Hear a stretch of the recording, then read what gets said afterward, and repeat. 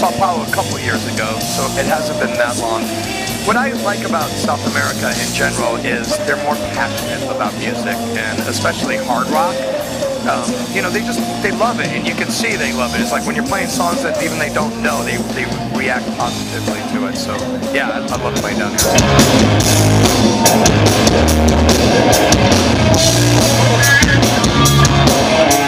You and Slash, I know you guys are really good friends, and are you guys playing anything for the future? Well, we have another band that we do called Kings of Chaos, and it's myself, Matt Duff, and Steve Stevens is actually the core band. And then what we do is we have different guest musicians come in. So we've had Glenn Hughes, Joe Elliott, Ed Roland, and then we also had Slash. We just did a bunch of dates where Slash was the guest, and it worked out really well. So we're actually coming down to Paraguay and to Mexico doing some shows with Slash. So that's going to be really fun.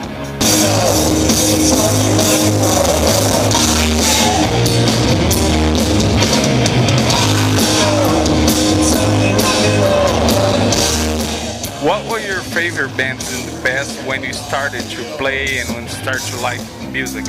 What was those bands? Well, when I first started, it was you know, in the '70s. So there was bands like Kiss, Aerosmith, Zeppelin. That's kind of what I started. But then as I started getting more into music, I discovered the Rolling Stones, who had actually been around for a long time, and the Beatles, Bowie. So the kind of music I like is kind of a combination of like Bowie and the Stones, really. That's kind of like that. It's a little different than classic rock, you know. It's just a little more psychedelic, you know.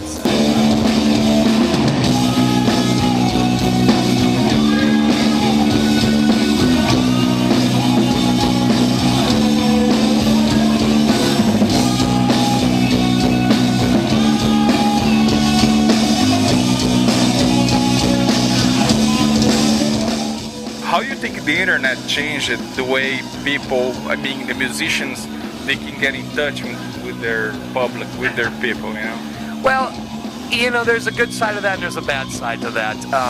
The bad side is there's no more mystery. You know, when I was a kid growing up and you got a record and you got Cream magazine, that's all the info you had on a band. So, you know, a year would go by before the band came back around. I mean, that was an exciting time. It's like I didn't know anything, and, you know, I had to wait to find out. So that's why it took years to really get into a band. Well, nowadays, in 5 seconds, you can have everything you know about that band and everything, you know, that they've ever done. So the attention span is a lot shorter. So, like I said, it's good and bad. It's great that you can honestly connect back with your fan base, you know, that you can answer a question honestly and they're getting it right from the horse's mouth. That's a great thing. But also, I think that there's it's a little too much access. You know, it's like there's got to be some mystery. You know, there's a good thing about being a rock star. It's like, you know, you are different. There are ways you do things. You're an artist. You know, you create stuff. You know, you got to have some medium ground there, I think.